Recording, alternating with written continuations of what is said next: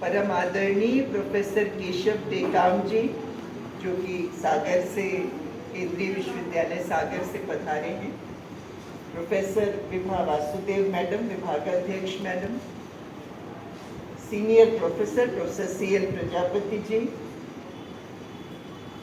Professor अखबार sir, Anand, यहाँ पर उपस्थित आचार्य कुल के समस्त सदस्यगण, शोधार्थियों और विद्यार्थियों,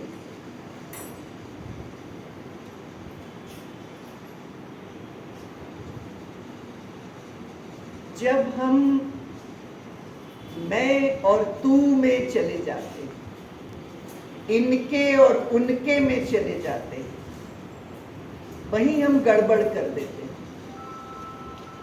आदिवासी, वास करने वाला वो व्यक्ति जो आदि अनादिकाल से उस भूधरा पर निवास कर रहा है। तो इसमें जब हम समूह बना देते हैं, समूह संवैधानिक व्यवस्था के लिए उचित है, क्रियाकलाप के लिए उचित है, जो विधि विधान है, जो चल रहा है, व्यवस्था के लिए आवश्यक है। लेकिन हम अपनी मानसिकता में,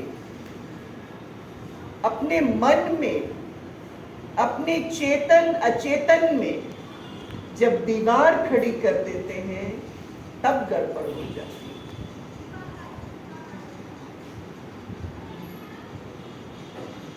आदिवासियों का कितना योगदान है, हम सभी, मैं मानती हूं, हम सभी कुछ अंशों में आदिवासी।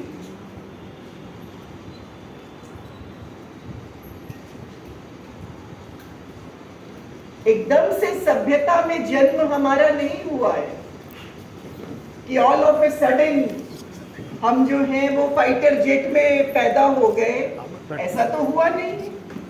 क्रमशः विकास हुआ है सभ्यता का। हम सब में कहीं न कहीं आदिवासी विद्यमान है। समाज का एकीकृत होना अत्यंत आवश्यक है। यदि सनातन संस्कृति को बचना है, यदि सनातन सभ्यता को बचना है, तो समाज का एक होना आवश्यक है।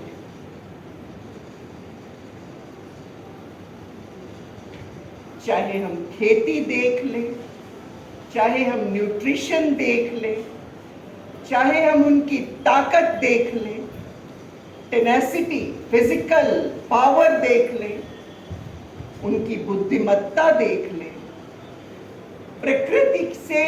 प्रकृति के जो विपदाएं हैं उनसे डील करने का, उनसे लड़ने का जो जज्बा है वो देख ले, कपड़े देख ले,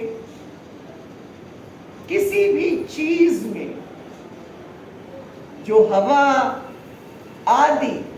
आदिकाल से जो हवा आती है वो बहुत सुंदर है, बहुत सशक्त है। कहीं भी चले जाइए, सबसे महंगा कपड़ा, सबसे महंगा फैशनेबल कपड़ा, उस पे प्रिंट कौन सा होगा? कला। बड़े बड़े राजभवनों में जाइए, बड़े बड़े आप कार्यालयों में जाइए, और दीवालों पर क्या लगा रहता है? आदि कला। क्योंकि ये हजारों वर्षों का DNA है, ये हमारे अचेतन में वास करता है। आदि चेतना हमारे अचेतन में वास करती है। तो इस व्याख्यान के माध्यम से और इसके बाद भी आप वर्गीकृत करना, मानसिक रूप से तेरा मेरा इनका उनका करना छोड़ देंगे। आप आदिकाल की जो हवा है उसके पास हाथ जोड़कर